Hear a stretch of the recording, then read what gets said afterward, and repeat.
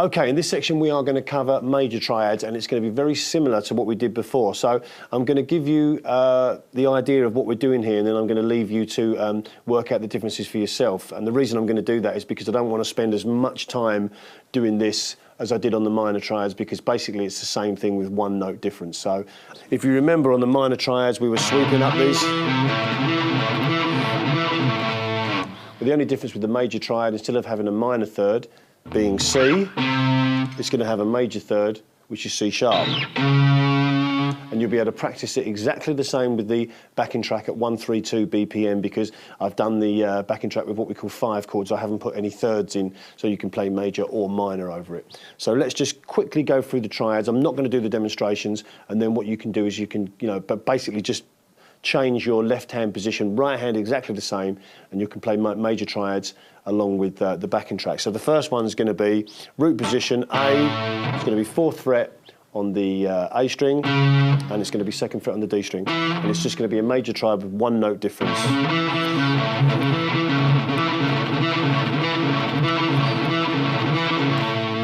So all you've got to do is remember to make that C sharp. So the next position, we're going to have C sharp at the 9th fret, low E string, then we're going to have E at the 7th fret, A string, and A at the 7th fret, D string, and that's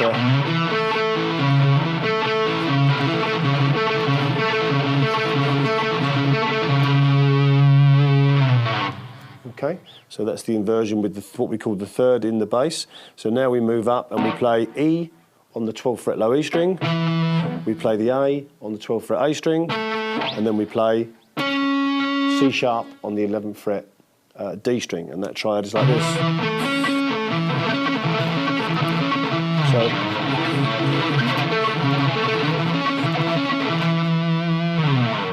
So that's the ones on the E string. Let's have a look at the A string.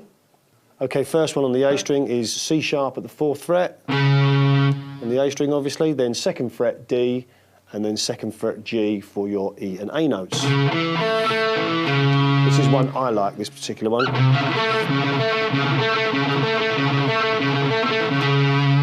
Then we move that up. Now the 5th is in the bass, okay, on the 7th fret A string, that's an E. Then we have A on the 7th fret D string, and then we have C sharp on the 6th fret G string.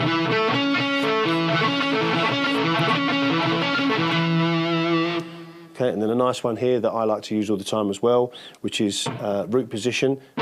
A on the 12th fret A string, C sharp on the D string, 11th fret, and then E on the 9th fret G string. And that's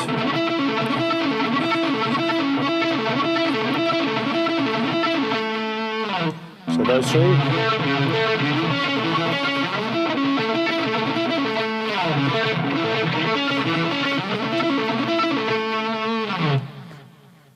Okay, let's look at it starting on the D string.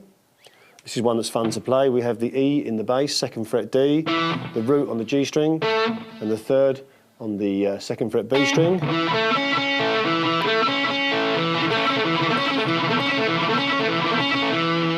This is the chord you'll all know.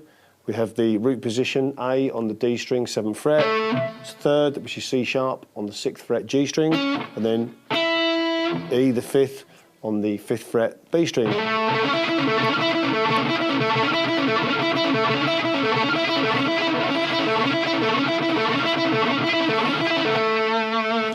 Then we have this inversion, which has got the 3rd in the bass, and that is C sharp on the 11th fret D. We have the 5th on the 9th fret G, and the root on the 10th fret B.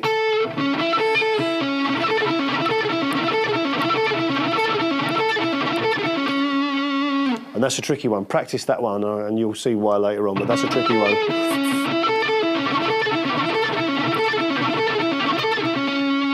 So those three together.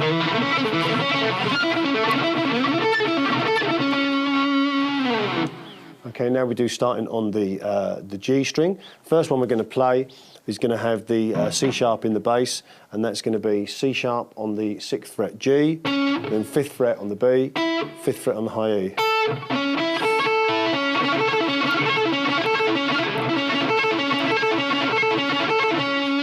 This is the one you'll all know and love. It's kind of a D shape.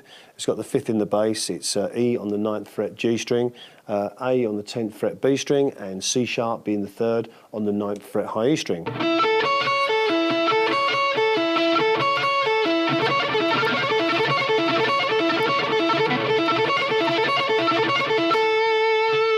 And now we come up to root position, where we have 14th fret on the G string for the A, 14th fret for the 3rd being C sharp on the B string, and then that 5th being E on that 12th fret high E string.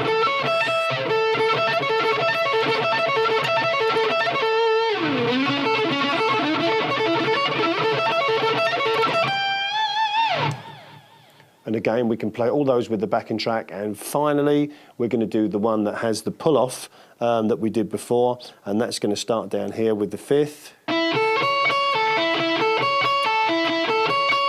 Exactly the same technique, but it's just going to move up to that C sharp on the 9th fret high E string as instead of the C that we played in the minor triad.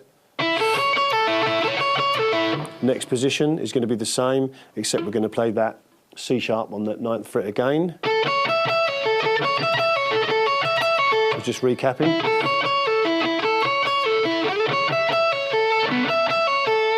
And then the minor one is going to just, just move up like it does every time. So the C sharp's going to be on that 14th fret B string now, and that 5th's going to be on that high E string on the 12th fret, and the root's going to be up on the 17th fret high E string as it was before.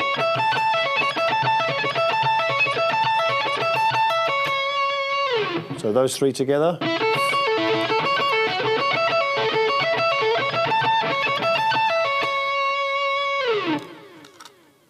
There you have all the major triads, and you can practice them in exactly the same way as we did the minor ones, and you'll have another set of shapes to get your hand around and help you with the arpeggios that are going to come up.